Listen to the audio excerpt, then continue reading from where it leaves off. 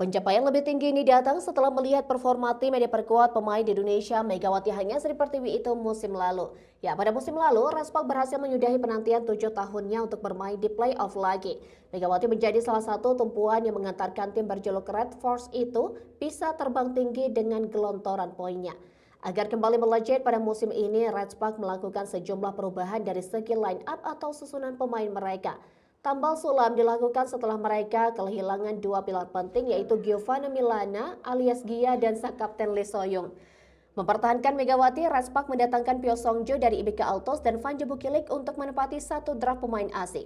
Kehadiran Bukilik sempat menjadi tanda tanya lantaran Respak sebelumnya sudah memiliki oposit dalam diri Megawati hanya Sri Pertiwi.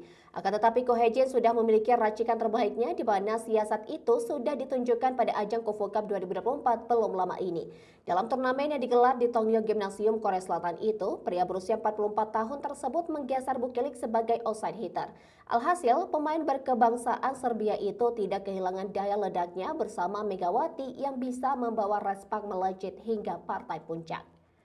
Akan tetapi, trofi gelar juara Kofo Cup 2024 belum berhasil didapatkan Yum Hae-sun dan kolega usai kalah dari Suwon Hyundai EMC Holstein.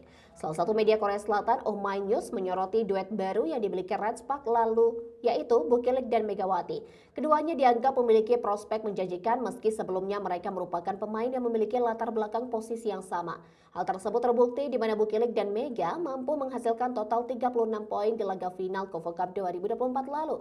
Alhasil, pemain berkebangsaan Serbia itu tidak kehilangan daya ledaknya bersama Megawati yang bisa membawa Respak melejit hingga partai puncak.